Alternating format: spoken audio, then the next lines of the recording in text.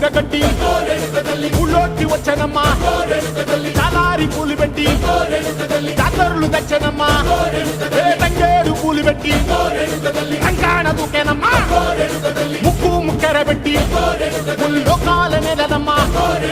ముందార చూడంగా మున్నూరు కన్నులమ్మా వెనకాల చూడంగా ఏనూరు కన్నులమ్మా సాధు సిద్ధులంతా సాగిల పడ్డరమ్మా మహారాజు రాజులంతా మొగారిందిరమ్మా కోరిక కోరంగా